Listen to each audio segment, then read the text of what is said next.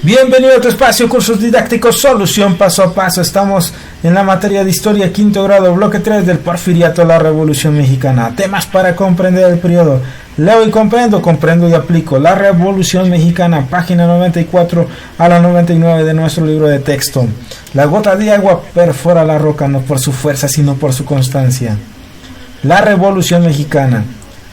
Hacia finales del siglo XIX y principios del siglo XX se formaron distintos grupos políticos que exigieron elecciones democráticas.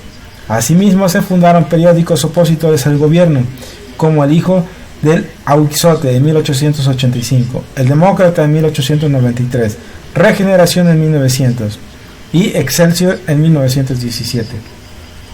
En 1908, Porfirio Díaz concedió una entrevista al periodista estadounidense James, en la cual afirmó que no pensaba competir en las siguientes elecciones presidenciales, pues consideraba que México estaba listo para gobernarse democráticamente, pero en realidad Díaz no tenía la intención de abandonar el poder. A fines de 1908, Francisco I. Madero publicó el libro La sucesión presidencial en 1910, en el cual propuso crear un partido político que se opusiera a la reelección de Díaz. Al siguiente año, fundó el Partido Nacional Antireeleccionista, que lo postuló a la presidencia de la República. Como candidato viajó por el país para dar a conocer sus ideas políticas, destacando entre ellas su empeño en convertir a México en un país democrático, gobernado por la ley y donde los distintos grupos sociales vivieran en armonía. Madero obtuvo gran apoyo durante su campaña electoral. Esto alarmó a Díaz, quien ordenó encarcelarlo bajo el cargo de sublevar a la población y de ultrajar a las autoridades. Periódico dirigido por los hermanos Flores Magón. Regeneración.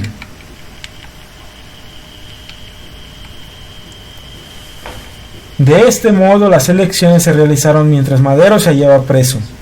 Como se impidió el ejercicio del voto libre, Porfirio Díaz volvió a ganar la presidencia. Madero logró escapar y protestó por esta situación mediante el Plan de San Luis, el cual convocaba a la población a levantarse en armas contra el gobierno. Su llamado encontró respuesta en diversas regiones del país: en Chihuahua con Francisco Villa y Pascual Orozco, en Puebla con los hermanos Aquiles, Máximo y Carmen Cerdán, y en Morelos con Emiliano Zapata. Para principios de 1911, los levantamientos se extendieron exitosamente por diferentes regiones.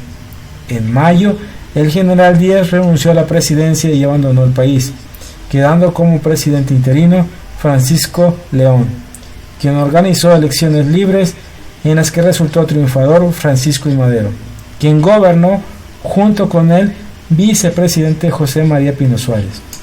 Madero trató de gobernar con apego a la ley y respetando las libertades democráticas. Sin embargo, enfrentó graves problemas.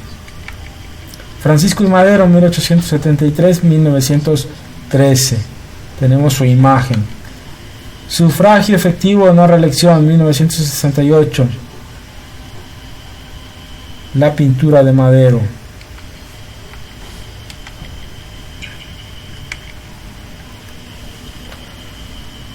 Algunos de sus partidarios esperaban respuestas inmediatas a las demandas sociales, y al no obtenerlas se alzaron en armas nuevamente, como fue el caso de Emiliano Zapata. Por otra parte, ni los antiguos porfiristas ni los empresarios extranjeros favorecidos por Díaz veían con buenos ojos al nuevo presidente. En 1913, un grupo de militares apoyado por el embajador de Estados Unidos se rebeló contra el gobierno en la Ciudad de México. Este episodio fue conocido como la Decena Trágica, porque en los 10 días que duraron los combates hubo muchos muertos. Madero y el vicepresidente José María Pino Suárez fueron asesinados por órdenes del general Victoriano Huerta, quien usurpó la presidencia. Ante este hecho, Venustiano Carranza, gobernador de Coahuila, elaboró el Plan de Guadalupe, en el que desconocía a Victoriano Huerta como presidente y se autonombraba primer jefe del ejército constitucionalista, llamado así porque el plan exigía el respeto a la Constitución. Carmen Cerdán, 1875-1948. Aquí tenemos la imagen de Carmen Cerdán. El general Aurelio Blanquet aprende al presidente Madero y al vicepresidente Pino Suárez. Tenemos la pintura representando ese hecho. Comprendo y aplico. Lee el fragmento del libro La sucesión presidencial en 1910, escrito por Francisco I. Madero, publicado en diciembre de 1908, y contesta las siguientes preguntas en tu cuaderno. Sobre todo, hay que tener presente que cualquier ventaja, cualquier concesión, cualquier conquista obtenida por las prácticas democráticas será una cosa duradera, mientras que un triunfo, por importante que sea, obtenido con las armas, no hará sino agravar nuestra situación interior. ¿Cuáles son las prácticas democráticas a las que Madero se refería? Procesos electorales, no reelección y voluntad de Porfirio Díaz para entregar el poder. ¿Qué importancia tienen para México en la actualidad? Han sido fundamentales para el establecimiento del régimen democrático.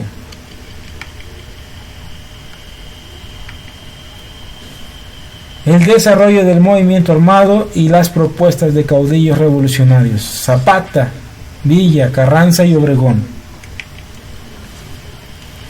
Durante la revolución, en distintas partes del país se levantaron en armas grupos revolucionarios con diferentes proyectos políticos.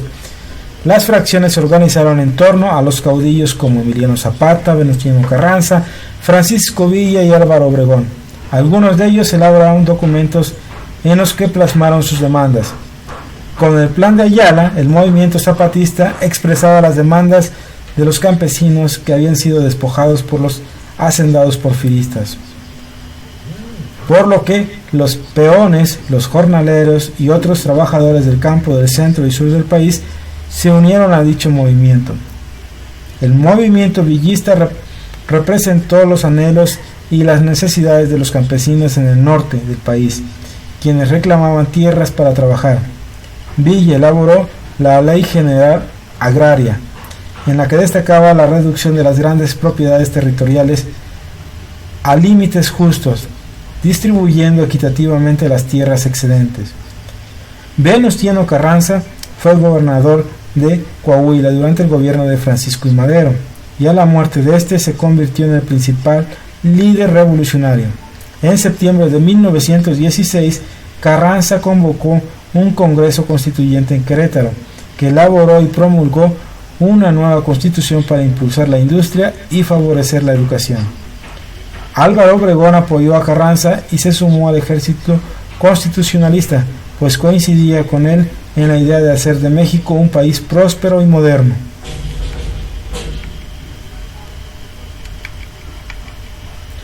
General Emiliano Zapata, 1879-1919. Caudillo, líder que por sus cualidades personales es reconocido como jefe político y militar. A cambio del apoyo y lealtad de sus seguidores, los caudillos realizaban acciones para satisfacer sus demandas. Un dato interesante: el ferrocarril fue un medio de transporte muy utilizado durante la Revolución. Facilitó el traslado de grandes ejércitos a lugares distantes. Esto le dio al movimiento armado un carácter dinámico. Por eso en los testimonios de la época, fotografías, películas y corridos, muchas veces los trenes figuran como protagonistas. El general Villa, 1878-1923, y su escolta.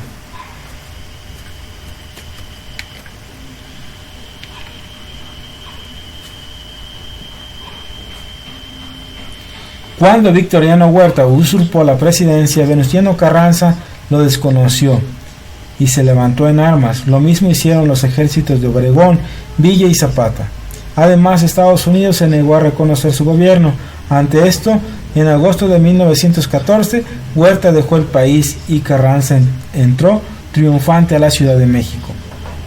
Carranza ocupó de manera interina la presidencia, pero se enfrentó con muchos revolucionarios, entre ellos Zapata y Villa, quienes no estuvieron de acuerdo con él porque pensaban que no se identificaba con los intereses del campesino. Los jefes revolucionarios se reunieron en Aguascalientes y nombraron presidente a Eulalio Gutiérrez. Así los revolucionarios quedaron divididos en dos bandos, por un lado los carrancistas y por otro lado los villistas y zapatistas. En el bando carrancista, el general Álvaro Obregón dirigió con gran éxito el ejército constitucionalista. Bajo su mando, las tropas de Carranza lograron victorias decisivas sobre sus adversarios en 1915. Las ideas de reforma social quedaron plasmadas en el Plan de Ayala y la Ley General Agraria. Un dato interesante: muchas veces los niños de entre 7 y 12 años desempeñaron diferentes actividades durante la lucha revolucionaria. Aunque algunos participaron en el combate, otros tuvieron tareas como tocar el redoble de tambores o ejecutar la diana militar.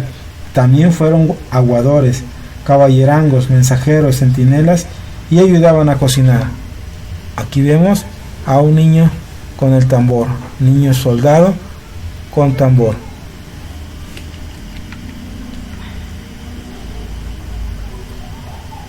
Plan de Ayala, noviembre de 1911, donde pide que los terrenos sean regresados a sus dueños, que tengan sus títulos de propiedad.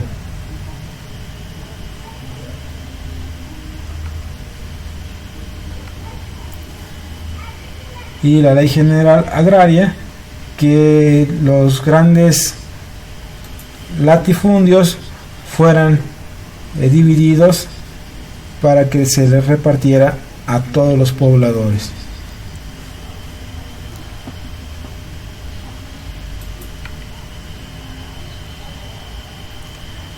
Fraccionamiento de las grandes propiedades territoriales para repartirlos en pequeños lotes entre los habitantes de los mismos pueblos.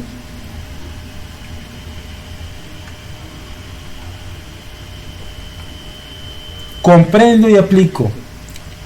Lee los fragmentos del Plan de Ayala y la Ley Agraria de la página 99 y contesta en tu cuaderno las siguientes preguntas. Identifica a los autores de los documentos.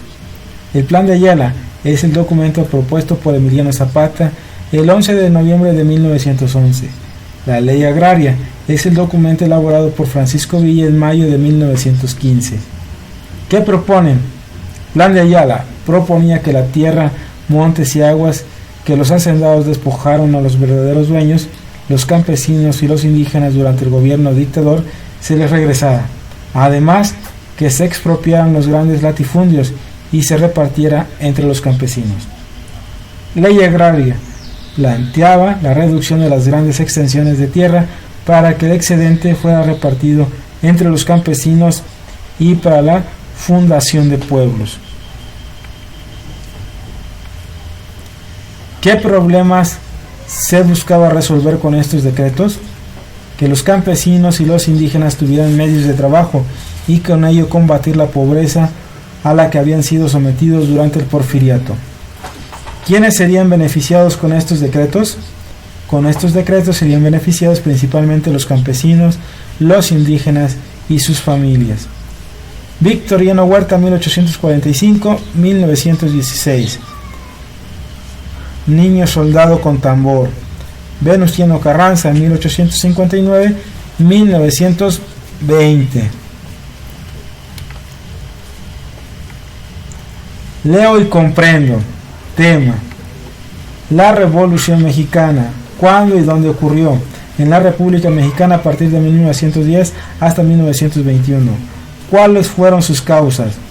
La nueva intención de Porfirio Díaz para reelegirse por un periodo más, y la oposición y popularidad de Madero, que deseaba un país democrático y gobernado con apego a las leyes. ¿Cómo sucedió? En 1910 se realizaron elecciones presidenciales, compitiendo Porfirio Díaz para un mandato más, y por otro lado Francisco I. Madero fue encarcelado para impedir su participación. Una vez libre, después de haber escapado, protestó mediante el Plan de San Luis, en el cual convocaba a una rebelión armada. Su llamado fue seguido por Villa y Pascual Orozco en el norte del país, los hermanos Cerdán en Puebla y Emiliano Zapata en Morelos. Díaz renunció a la presidencia en mayo de 1911, sin embargo algunos partidarios esperaban resultados inmediatos y al no obtenerlos volvieron a levantarse en armas, que fue el caso de Zapata. Tampoco estaban de acuerdo ni los empresarios extranjeros ni los antiguos porfiristas. En 1913 Madero fue asesinado en una revuelta promovida por un grupo de militares apoyados por el embajador de Estados Unidos. ¿Quiénes participaron? Porfirio Díaz, Villa y Pascual Orozco en el norte del país, los hermanos Cerdán en Puebla y Emiliano Zapata en Morelos.